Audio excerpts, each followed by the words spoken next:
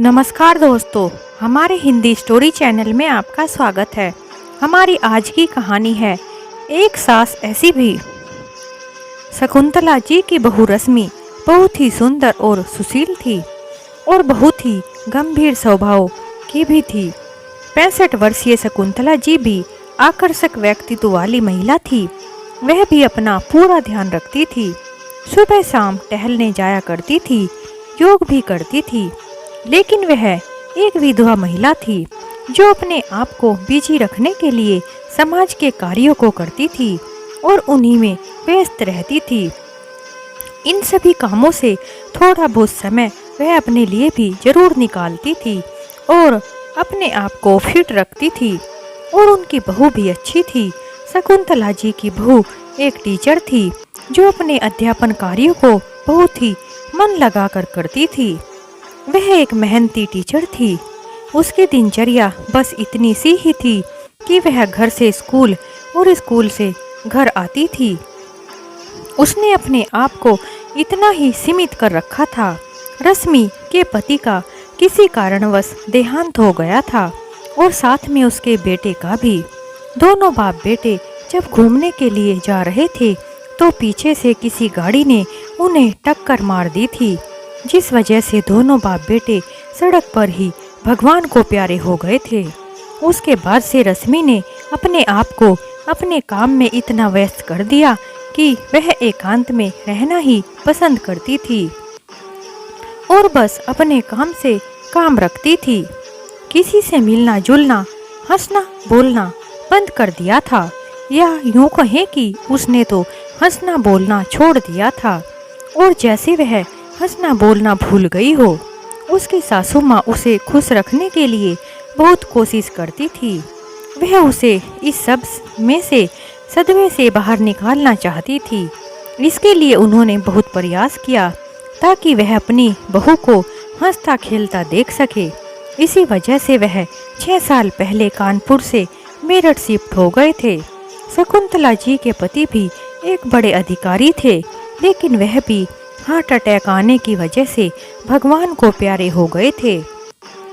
मेरठ में यह घर शकुंतला जी के पति ने अपनी नौकरी करते करते बनवा दिया था ताकि रिटायर होने के बाद वह अपने परिवार के साथ यहाँ रह सके, क्योंकि उनकी मेरठ में रहने की इच्छा थी। क्योंकि मेरठ से उनकी पुरानी कुछ यादें जुड़ी हुई थी, जिसकी वजह से उन्हें मेरठ काफ़ी पसंद था। शायद शकुंतला जी उनसे मेरठ में ही पहली बार मिली थी, इस वजह से वह मेरठ से काफ़ी लगाव करते थे और उन्होंने मेरठ में रहना ही चाहा था। लेकिन भगवान को शायद यह मंजूर नहीं था। अपने रिटायरमेंट से पहले ही वह इस दुनिया से जा चुके थे और उनकी यह इच्छा भी पूरी नहीं हो पाई थी। लेकिन शकुंतला जी अपनी बहू को लेकर मेरठ में ही आ गई थी, जो कि उनके पति की भी अंतिम इच्छा थी। यहाँ रहती हुई लगभग उन्हें 6 साल हो चुके थे, लेकिन अभी तक उनकी बहू के व्यवहार और उसके दुख में किसी भी तरह की कोई कमी नहीं आई थी। उसका दुख, दर्द और पीड़ा जरा भी कम नहीं हुआ था। उतना ही ना ही उसकी मानसिक स्थिति में सुधार हुआ था, जिसकी वजह से शकुंतला जी भी अपने बेटे और बहू के गम में खोई रहती थी। एक दिन अपने इस अकेलेपन को दूर करने के लिए शकुंतला जी ने अपनी बहू को बोला कि बेटी, अगर तुम कहो तो हम अपने घर को किराए पर चढ़ा देते हैं, जिससे कुछ ना कुछ पैसे भी आ जाएंगे और हमारे घर में रौनक भी हो जाएगी। लेकिन अपनी सासू माँ का यह प्रस्ताव सुनते ही रश्मि तो शकुंतला जी पर भड़क गई, क्योंकि रश्मि को एकांत में रहना पसंद था और अपने एकांत में किसी की दखलंदाजी बिल्कुल भी पसंद नहीं थी। तो वह कहने लगी, अम्मा जी, क्या ज़रूरत है घर को किराए पर देने की? क्या कोई कमी है हमारे घर में? सब कुछ तो है, हमें किसी तरह की कोई कमी नहीं है। मेरी भी अच्छी खासी नौकरी है, मैं भी कमा रही हूँ, जिससे हमारे खर्चे में कोई कमी नहीं आती। और साथ में पापा जी की भी पेंशन आ रही है, जिससे हम दोनों को किसी भी तरह की कोई परेशानी नहीं है। हम दोनों के लिए यह तो आवश्यकता से भी अधिक है, तो फिर हम अपने घर को किराए पर क्यों दें? आखिर क्या बात हो गई है? अरे बेटी, कोई परेशानी वाली बात नहीं है, लेकिन मैं सोच रही थी कि अगर हम अपने घर को किराए पर चढ़ा देंगे तो हमारे घर में रौनक हो जाएगी। और तुम्हें तो अंधेरे में रहने की आदत हो गई है, शायद तुम्हारा भी मन लग जाए।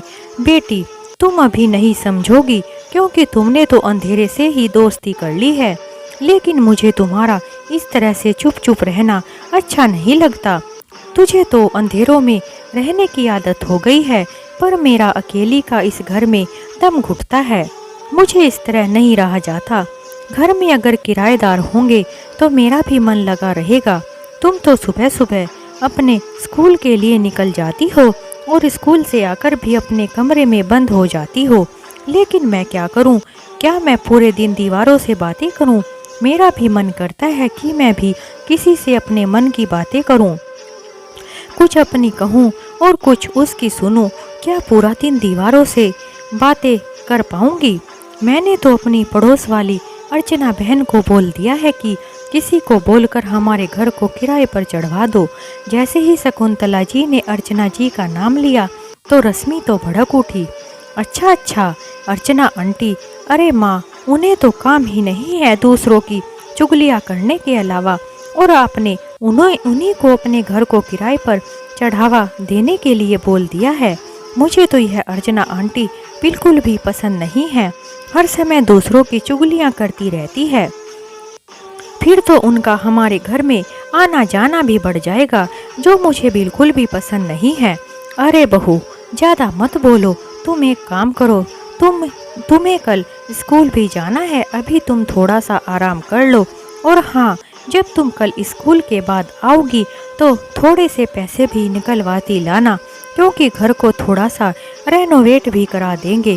थोड़ा सा गंदा हो गया है, अगर किसी को किराए पर देंगे तो गंदा घर थोड़ा ही देंगे, और गंदा घर कोई लेगा भी नहीं। अच्छा माँ जी, आपने तो पूरी तरह से अपना मन बना लिया है कि घर को किराए पर देना ही है, तो फिर आप मुझसे पूछ क्यों रही हो?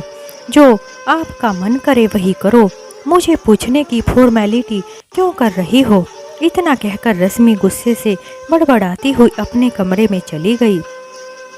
रश्मि के कमरे में जाने पर शकुंतला जी सोचने लगी कि पता नहीं रश्मि को क्या होता जा रहा है, जरा जरा सी बातों पर मुंह बनाकर बैठ जाती है।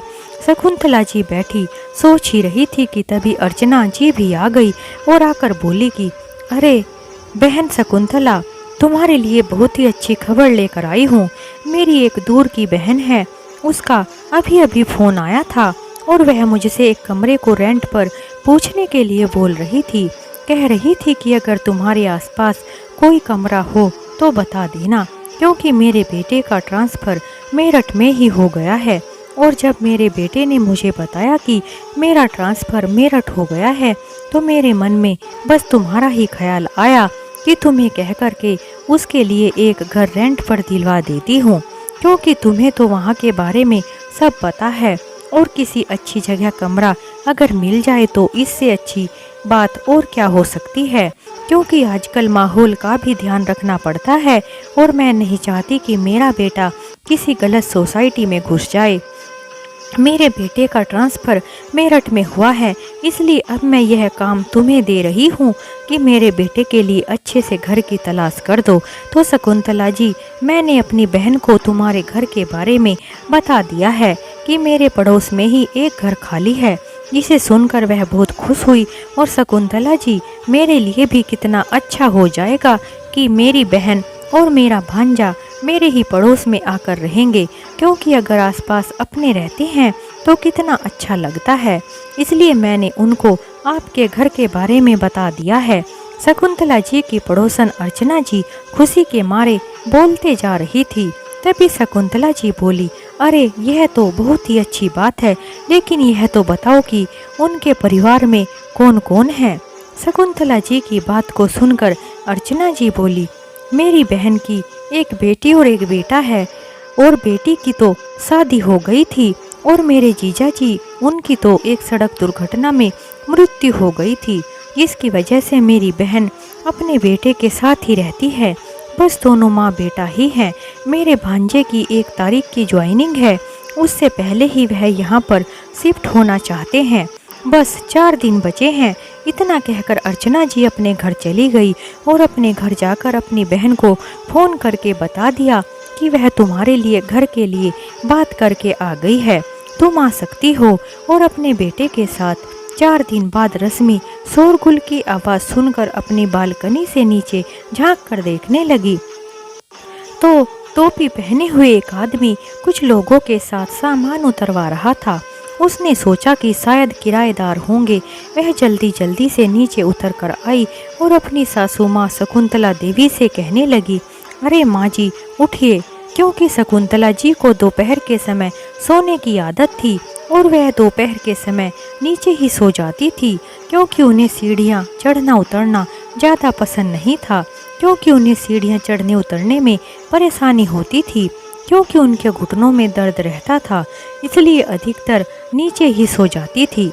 रश्मि के जागने पर शकुंतला जी उठकर बैठ गई और अपनी बहू को कहने लगी, अरे बहू क्या हुआ, मुझे क्यों जगा दिया, बड़ी मुश्किल से तो नींद आई थी। अरे माँ जी देखो ना कौन आया है, मुझे लगता है आपके किराएदार आ गए हैं। अच्छा अच्छा किराएदार, चलो ठीक है बहू, तुम ना उनके लिए चाय बना दो, बेचारे थके हारे आए होंगे। शकुंतला जी की बात सुनकर रश्मि बड़बड़ाते हुए रसोई घर की ओर चली गई और चाय बनाने लगी और थोड़ी ही देर में चाय और नाश्ता लेकर नीचे आई और नाश्ते की ट्रे शकुंतला जी के पास रख कर चली गई। जब वह जाने लगी तो शकुंतला जी ने उसे कहा, अरे बेटी किराएदारों से मिल तो लो, कहाँ जा रही हो, रुको तो। रश्मि बोली, माँ जी अपने नए किराएदारों से आप ही मिल लीजिए, मेरे पास समय नहीं है, मुझे तो बहुत काम है, मुझे तो बच्चों की एग्ज़ाम की कॉपियाँ भी चेक करनी है, उसके बाद उनका रिजल्ट भी तैयार करना है, और यह किराएदार आपके हैं, आप ही इनसे बातें करो और खातिरदारी करो, मुझे इनसे कोई लेना देना नहीं है, मुझे माफ़ करो। रश्मि के इस तरह से बोलने पर शकुंतला जी हंसने लगी और बोली, अच्छा अच्छा ठीक है बाबा, मैं ही मिल लूँगी, तुम अपना काम करो। थोड़ी ही देर में शकुंतला जी की पड़ोसन अर्चना जी भी आ गई और अपने भांजे को अकेला देखकर बोली, अरे बेटा तुम अकेले आए हो क्या, तुम्हारी माँ कहाँ है, वह क्यों नहीं आई। नमस्ते मौसी जी, कैसी हो आप। मैं ठीक हूँ बेटा, तुम बताओ कैसे हो। मैं भी ठीक हूँ मौसी जी, दरअसल इसलिए माँ नहीं आई कि माँ की तबीयत कुछ ठीक नहीं है, काफ़ी दिन से तबीयत खराब चल रही थी, जैसे ही सब कुछ सेटल कर दूंगा फिर उसके बाद माँ को लेकर आ जाऊंगा। अगर माँ को भी ले आता तो काम की वजह से उनकी और तबीयत बिगड़ जाती, इसलिए मैं माँ को अभी लेकर नहीं आया हूँ। अच्छा किया बेटा तुमने, तब तक घर भी सेट हो जाएगा और मेरी दीदी की तबीयत भी शायद कुछ ठीक हो जाए। हाँ मौसी जी, आपको तो पता है कि माँ को धूल मिट्टी से कितनी परेशानी हो जाती है। हाँ बेटा मुझे पता है, और तुमने यह बहुत ही अच्छा किया कि अभी मेरी बहन को लेकर नहीं आया। सोनू एक बहुत ही अच्छा लड़का था, उसका व्यवहार भी बहुत अच्छा था। अपने पिताजी की मृत्यु होने के बाद अपने घर की सभी जिम्मेदारियों को बहुत अच्छे से उठा लिया था और किसी भी तरह की कोई परेशानी नहीं होने दी थी। जब उसके पिताजी की मृत्यु हुई थी तब वह केवल 11वीं कक्षा में ही पढ़ता था, लेकिन समझदार इतना था कि अपनी माँ और घर को अच्छे से संभाल लिया था। अपने स्कूल की पढ़ाई के साथ साथ उसने ट्यूशन पढ़ाना भी शुरू कर दिया था और मेहनत करते करते अपनी काबिलियत के बल पर एक बहुत अच्छी नौकरी भी हासिल कर ली थी। उसके बाद उसने अपनी बहन की भी बहुत अच्छी शादी की और किसी भी तरह की कोई कमी नहीं रहने दी। सभी जिम्मेदारियों को निभाते निभाते समय कैसे गुजर गया कि पता ही नहीं चला। जिम्मेदारियों के बीच में सोनू को अपने बारे में सोचने की फुर्सत ही नहीं मिली और अब तो उसकी इच्छाओं ने भी दम तोड़ दिया था। उसने शादी करने से भी मना कर दिया था, लेकिन उसकी माँ की तो यही इच्छा थी कि उसके बेटे के सर पर भी सेहरा बंध जाए और उसके बेटे की ज़िंदगी में एक ऐसी लड़की आ जाए जो उसकी ज़िंदगी को खुशियों से भर दे और उसके जीवन की बगिया को फूलों से महका दे। जब भी सोनू की माँ उससे शादी की बात करती थी तो वह अपनी माँ की बातों को अनसुना कर देता था और कह देता कि माँ मेरी उम्र अब शादी की नहीं है, मैं तो 40 साल का हो चुका हूँ। अब मैं शादी करके क्या करूँगा। लेकिन उसकी माँ की इच्छा तो अपने बेटे की शादी करने की बढ़ती ही जा रही थी और कहती कि अरे बेटे, शादी की कोई उम्र नहीं होती है, जब मन करे तभी कर लेनी चाहिए। जब कोई हमसफ़र अच्छा मिल जाए तो शादी कर लेनी चाहिए। लेकिन माँ की यह बात सोनू हंसकर टाल देता। सोनू अपने आप को काम में बिजी रखता था और खुद को घर से ऑफिस और ऑफिस से घर के कामों में ही व्यस्त रखता था। उसका काम भी थोड़ा कठिन था, उसे फील्ड वर्क करना होता था, इसलिए वह यह भी सोचता कि वह क्या अपने जीवन साथी को वक्त दे पाएगा। यही सोचकर वह शादी से पीछे हट जाता था। एक दिन सोनू ने अर्चना जी को कहा कि आंटी जी, क्या आपकी कामवाली मेरे लिए भी चाय नाश्ता बना देगी? तब तक मेरी माँ नहीं आ जाती। मेरा चाय नाश्ता और खाना भी बना दिया करेगी। तो शकुंतला जी बोली, अरे बेटा, क्यों नहीं, वह सुबह 7 बजे आ जाती है। जब वह आएगी तो मैं उसे तुम्हारे यहाँ भेज दिया करूँगी। लेकिन तुम अभी आओ, मेरे पास आकर बैठो और चाय पियो। मैं तो तुम्हें बुलाने ही वाली थी। जब तब तक तुम्हारी माँ नहीं आ जाती, तब तक तुम हमारे साथ ही चाय नाश्ता और खाना खा लिया करो, हमें कोई परेशानी नहीं है। तो सोनू बोला, अरे नहीं नहीं आंटी जी, आपको परेशान होने की ज़रूरत नहीं है। आप बस कामवाली को भेज दिया करो, वही बना दिया करेगी। ठीक है बेटा, लेकिन अच्छा, आज तो चाय पी लो, आज तो तुम्हें कोई परेशानी नहीं है। रश्मि भी उस समय अपने स्कूल के लिए निकल रही थी। सोनू को वहाँ बैठा देखकर थोड़ी रुक गई, फिर बाहर जाकर कहने लगी, अच्छा माँ जी, मैं जा रही हूँ। अरे बेटी, कहाँ जा रही हो और इतनी जल्दी जल्दी, बिना चाय नाश्ता किए ही? मैं तुम्हारा टिफ़िन भी तैयार कर दिया है। नहीं माँ जी, मुझे आज लेट हो गया है, मैं स्कूल में ही कुछ खा लूँगी।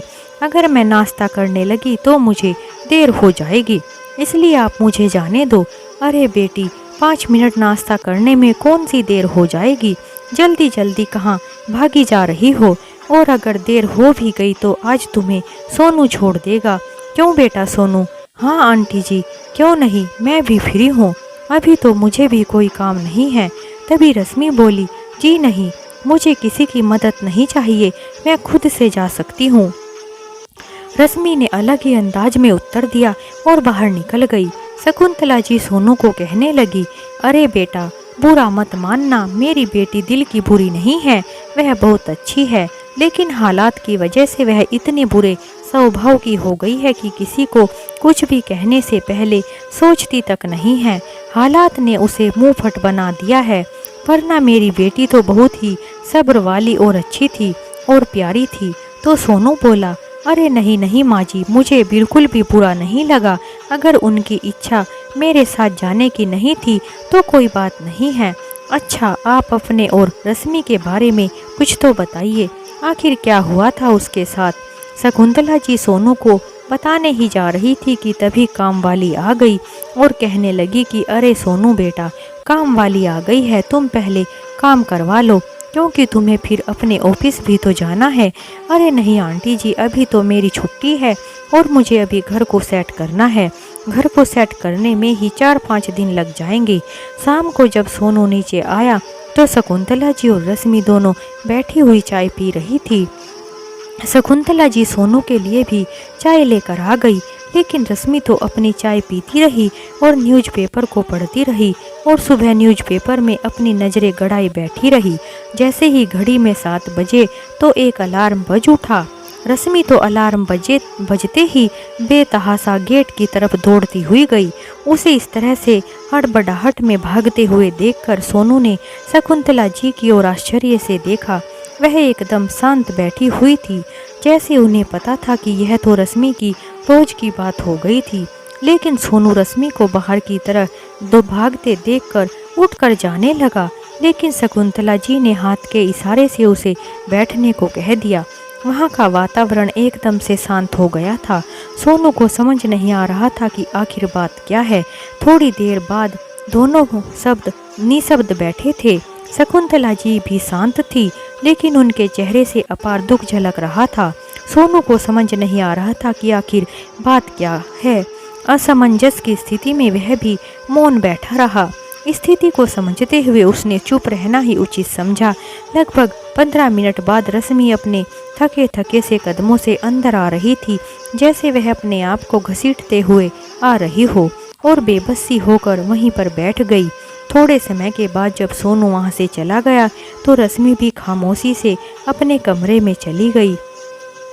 इस समय के बीच में कोई भी एक शब्द भी नहीं बोला था।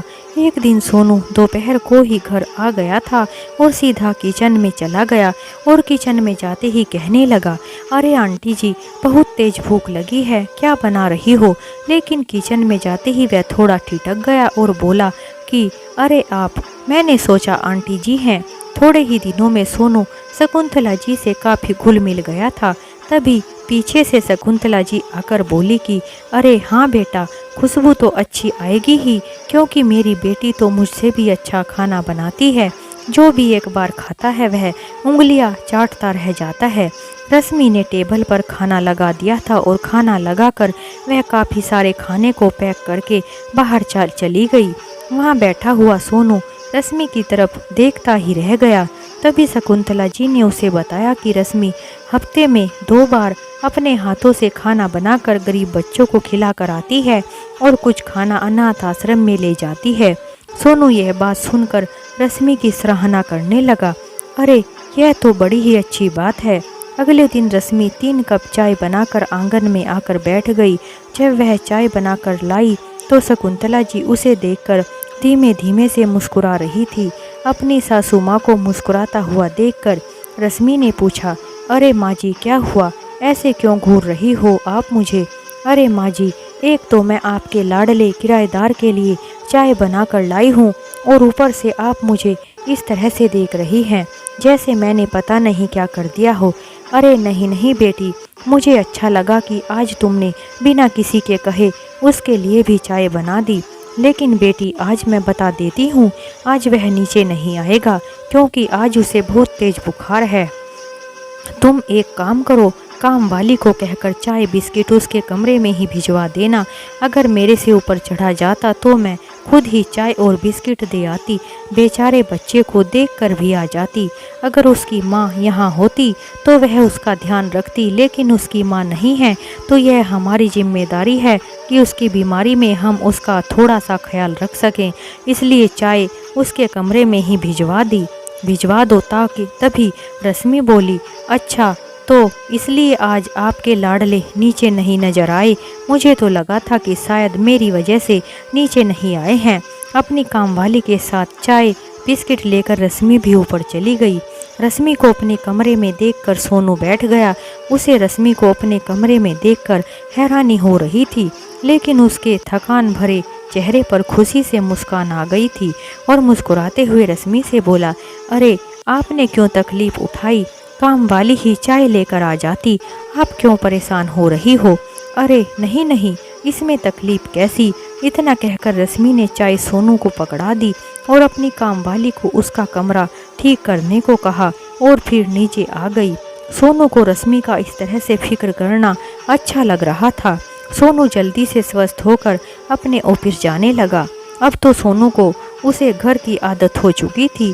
वह उस घर को और उस घर के लोगों को अपना समझने लगा था। अब तो रश्मि को भी सोनू से कोई परेशानी नहीं लगती थी। उसे भी सोनू की घर में आदत हो गई थी। उसकी उपस्थिति से रश्मि असहज भी नहीं होती थी और ना ही पहले की तरह भड़कने लगती थी, बल्कि उसकी बातों में उसे रुचि होने लगी थी। लेकिन आज फिर से वही हुआ। सभी बैठे हुए थे। 7 बजे जब घड़ी का अलार्म बजा तो रश्मि फिर से गेट की तरफ दौड़ी गई। उसके बाद तो सोनू शकुंतला जी से पूछ ही बैठा, आंटी जी, अगर आप बुरा ना माने तो आप यह बताएं कि रश्मि इस तरह से दौड़ी हुई कहाँ जाती है, और फिर जब वापस आती है तो परेशान सी होकर वापस आती है और बेबस सी रहती है। सोनू की बातों को सुनकर शकुंतला जी ने अपने अतीत के पन्नों को पलटना शुरू कर दिया। शकुंतला जी सोनू को बताने लगी कि हमारा परिवार बहुत ही खुशहाल परिवार था, हंसी खुशी का माहौल रहता था। मेरे बेटे ने अपनी पसंद की लड़की रश्मि से शादी की थी। जब शकुंतला जी ने रश्मि को अपनी बहू बताया तो सोनू यह सुनकर हैरान हो गया। क्या आंटी, रश्मि आपकी बहू है? मेरा मतलब है कि क्या रश्मि आपकी बेटी नहीं है? हाँ बेटा, रश्मि मेरी बहू है। मेरे बेटे की पसंद है, जो मुझे अपनी बेटी से भी ज़्यादा प्यारी है। लेकिन पहले मुझे यह रिश्ता मंजूर नहीं था। मेरा बेटा रश्मि से शादी करना चाहता था, लेकिन मुझे यह मंजूर नहीं था। मेरा बेटा मुझे रश्मि से शादी करने के लिए मनाता रहा और जब मैं नहीं मानी तो मेरे बेटे ने थक हार के पूनम से शादी कर ली। पहले तो मैं रश्मि से बहुत नाराज़ रहती थी और उसे पसंद भी नहीं करती थी, लेकिन रश्मि के हंसमुख स्वभाव में उसके लाड़ प्यार की वजह से मेरी नाराज़गी धीरे धीरे दूर होती चली गई। शादी के लगभग 1.5 साल बाद हमारे घर एक नन्हे मुन्ने से बालक ने जन्म लिया। मैं तो अपनी किस्मत पर इतरा रही थी और अपनी खुशियों पर काबू नहीं कर पा रही थी। उस छोटे से बच्चे के हंसते हुए चेहरे से हमारा घर खुशियों से भर गया था, लेकिन शायद इन खुशियों को मेरी ही नज़र लग गई थी। पूरे घर में खेलता कूदता मेरा पोता तोतला बोलता उछल कूद करता था और एक दिन हमें छोड़कर चला जाएगा, यह तो हमने सोचा भी नहीं था। वह एक शाम थी जब मेरा बेटा मेरे पोते को साथ लेकर सड़क पर घूमने के लिए जा रहा था। मेरी तबीयत खराब थी, इस वजह से रश्मि मेरे पास ही रुक गई थी और मेरे पति की तबीयत भी कुछ ठीक नहीं रहती थी, इसलिए हम सभी घर पर ही थे। तभी बाहर से काफ़ी शोरगुल की आवाज़ आई। सभी लोग इधर से उधर दौड़ रहे थे। शोरगुल की आवाज़ सुनकर हमने बाहर जाकर देखा तो पता चला कि लोग आपस में बातें कर रहे हैं कि किसी का एक्सीडेंट हो गया है। एक्सीडेंट की खबर सुनकर हमने अपने बेटे को फ़ोन लगाया, लेकिन हमारा बेटा फ़ोन नहीं उठा रहा था। अनहोनी की आशंका से मेरा दिल कांपने लगा। अपने पति को बताऊं या नहीं बताऊं, यही सोच रही थी। तभी पड़ोस में रहने वाला एक लड़का जो मेरे बेटे का दोस्त था, वह हमारे घर आ गया और उसने हादसे की खबर बताई। हादसे की खबर से मेरे पति और मैं भी मेरे बेटे के दोस्त के साथ घर से निकल पड़े। जब वहां जाकर देखा तो उन्होंने अपने बेटे और पोते को वहां पड़े हुए देखा। अपने बेटे और पोते को वहां पड़े हुए देखकर मैं ज़ोर ज़ोर से रोने लगी। मुझे समझ नहीं आ रहा था आखिर यह सब क्या हो गया है। यह सब बताते बताते शकुंतला जी की आवाज़ रुआसी सी हो गई थी। सोनू ने उठकर उनको सांत्वना दी और खामोशी से आगे की कहानी की प्रतीक्षा करने लगा। शकुंतला जी अपने आप को संभालते हुए आगे की कहानी बताने लगी और कहने लगी कि लेकिन रश्मि को अभी भी इस बात पर विश्वास ही नहीं है कि उसका बेटा और पति इस दुनिया से जा चुके हैं। वह उनका रोज इंतजार करती है और उन्हीं की राह देखती रहती है।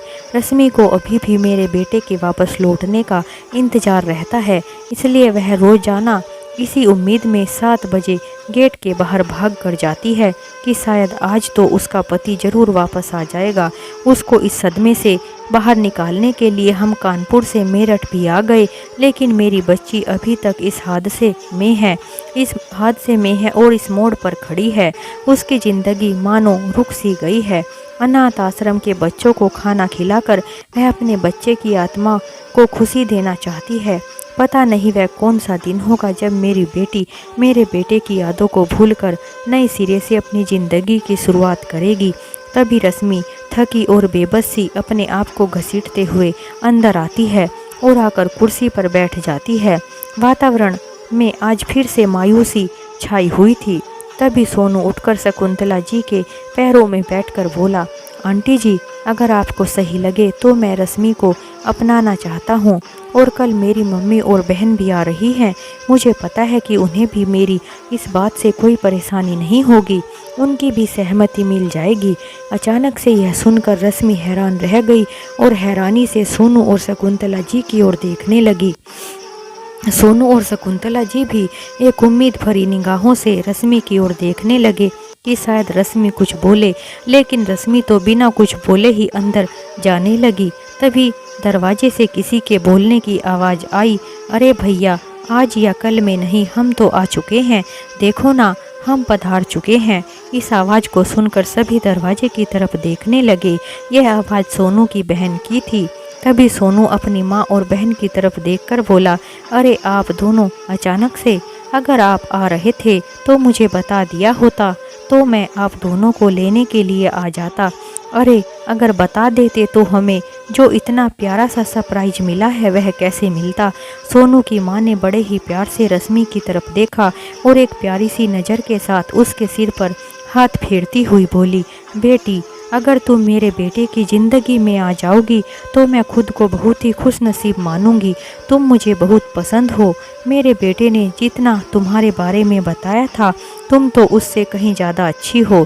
जब भी मैं अपने बेटे से बात करती थी वह तो तुम्हारे बारे में ही बातें करता रहता था। तुम हमें बहुत पसंद आई हो। क्या तुम मेरी बहू बनना पसंद करोगी? रश्मि ने खामोशी से सर झुका दिया और अपने कमरे में चली गई। शकुंतला जी ने सोनू की माँ को गले लगाते हुए कहा, मुझे पता है मेरी बेटी शायद हाँ ही बोलेगी, यह मुझे पूरी उम्मीद है, क्योंकि अगर उसे मना करना होता तो वह तुरंत ही मना कर देती। लेकिन अचानक से यह बात उठी है इसलिए वह कोई जवाब नहीं दे पाई है और वह खामोश हो गई है। आज पता नहीं कितने वर्षों के बाद रश्मि को एक अच्छी नींद आई थी और उसके सपने में जैसे एक उम्मीद की किरण नजर आ रही हो। उसके कानों में कह रही है, रश्मि इस रिश्ते के लिए हाँ कर दो और आगे बढ़ो। मैं तुम्हारा गुजरा हुआ कल था लेकिन सोनू तुम्हारा आने वाला आज है। जो तुम्हारे आगे हाथ फैलाए खड़ा है उसका हाथ थाम लो। तभी अचानक से रश्मि की नींद खुल गई थी। तभी अचानक से घड़ी का अलार्म बजने लगा और वह दौड़कर शकुंतला जी के कमरे का दरवाज़ा खटखटाने लगी। शकुंतला जी ने घबराकर दरवाज़ा खोला। तभी रश्मि उनके गले से लगकर जोर जोर से रोने लगी। क्या हुआ मेरी बच्ची, तुम ऐसे क्यों रो रही हो? क्या तुमने कोई बुरा सपना देख लिया है? तभी रश्मि बोली, माँ आज मुझे जी भर के रो लेने दो। काफ़ी देर तक जब रोते रोते हो गई तो रश्मि कुछ शांत हुई। शकुंतला जी उसका धैर्य बंधाती हुई उसके बोलने का इंतजार कर रही थी। फिर रश्मि बोली, माँ आज पता है मेरे सपने में कौन आया था? कौन आया था बेटी? आज मेरे सपने में आपके बेटे आए थे जो मुझे कह रहे थे कि उन्हें भूलकर आगे बढ़ो। अब आप ही बताओ मैं क्या करूं? बेटी उसने ठीक ही तो कहा है, तू सबकी बात को मान ले और देख बेटी अब तो मेरा बेटा भी यही चाहता है कि तुम उसे भूलकर अपनी ज़िंदगी में आगे बढ़ो, क्योंकि ज़िंदगी अकेले नहीं काटी जा सकती। क्योंकि तुम्हें तो पता है मैं आज हूँ तुम्हारे साथ, लेकिन कल को जब मैं तुम्हारे साथ नहीं रहूँगी तो तू अकेली कैसे रहेगी और यह पहाड़ जैसी ज़िंदगी कैसे बिताएगी। सोनू बहुत ही अच्छा लड़का है और सच बताऊं तो मैं तो तुम्हारे डर की वजह से कुछ नहीं बोल पा रही थी, लेकिन मेरी भी यही इच्छा है कि तू सोनू से शादी कर ले। अच्छा माँ जी, क्या कहा आपने? मेरे डर से? क्या मैं इतनी डरावनी लगती हूँ? अरे नहीं नहीं, तू तो मेरी प्यारी सी बच्ची है। इतना कहकर शकुंतला जी ने रश्मि को अपने गले से लगा लिया। लेकिन रश्मि कहने लगी, लेकिन माँ मैं कह देती हूँ मैं आपको छोड़कर कहीं नहीं जाऊंगी। बता देना आप अपने लाडले किराएदार से। अच्छा क्या बोली किराएदार? अरे अब तो वह तेरा होने वाला पति है और मेरा बेटा भी है। अब खबरदार अगर तूने उसे किराएदार कहा तो मेरे बेटे के बारे में अब तेरे मुंह से इस तरह के शब्द अच्छे नहीं लगते। अब अगर तूने इस तरह के शब्द मेरे बेटे के बारे में निकाले तो मुझसे बुरा कोई नहीं होगा। अच्छा बाबा अब नहीं बोलूँगी कुछ भी ऐसा वैसा, लेकिन अपने लाडले को मेरी यह सभी शर्तों के बारे में बता देना, तभी मैं शादी हाँ करूँगी, वरना नहीं। अरे हाँ हाँ ठीक है बेटी, तुम्हारी सभी शर्तें सर आँखों पर। शकुंतला जी मुस्कुराते हुए रश्मि को बोला। तभी रश्मि की नज़र बाहर खड़े हुए सोनू पर गई। तभी रश्मि बोली, अरे आप कब आए हो? क्या आप हमारी छुप छुप के सभी बातें सुन रहे थे? और इतनी सुबह सुबह यहाँ पर आप क्या कर रहे हो? तभी सोनू बोला, अरे मैं आपकी बातें नहीं सुन रहा था, मैं तो इतनी सुबह इसलिए आया हूँ क्योंकि मेरे जीजा जी आ रहे हैं और उन्हीं को लेने के लिए मुझे स्टेशन पर जाना है। क्या आप मेरे लिए एक कप अपने हाथों से चाय बना देंगी? रश्मि शर्माते हुए हंसकर किचन में चली गई। सोनू ने आज पहली बार रश्मि को इस तरह से हंसते हुए देखा था। तभी शकुंतला जी बोली, बेटा तुमने तो मेरी मुराद पूरी कर दी है। आज मैंने कितने सालों के बाद अपनी बेटी को हंसते हुए देखा है। थोड़े समय के बाद शकुंतला जी ने एक अच्छा सा मुहूर्त देखकर रश्मि और सोनू की शादी करवा दी। सोनू ने शकुंतला जी को भी अपने ही घर में रख लिया था ताकि शकुंतला जी को भी बेटे की कमी महसूस ना हो और रश्मि के जाने का दुख भी ना हो। उसके बाद रश्मि के जीवन में खुशी आने लगी थी, जिसे देखकर शकुंतला जी काफ़ी खुश थी और एक राहत की सांस ले रही थी।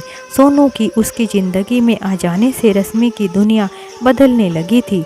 वह पहले की तरह हंसने बोलने लगी थी और शकुंतला जी को भी अकेलापन नहीं सताता था। धीरे धीरे उनका परिवार एक हंसता खेलता परिवार बन गया था और मायूसी उनके घर से दूर हो गई थी। रश्मि के जीवन में भी खुशियों के रंग भर गए थे। सोनू भी रश्मि जैसी लड़की को पाकर बहुत खुश था। तो दोस्तों, इस तरह से हमारी यह कहानी समाप्त होती है। अगर आपको हमारी कहानी थोड़ी भी अच्छी लगी हो तो कमेंट में ज़रूर बताएं और हमारे चैनल को लाइक करें, शेयर करें, सब्सक्राइब करें। हमारी कहानी सुनने के लिए आप सभी का बहुत बहुत धन्यवाद। एक नई कहानी के साथ हम आपसे फिर मिलते हैं।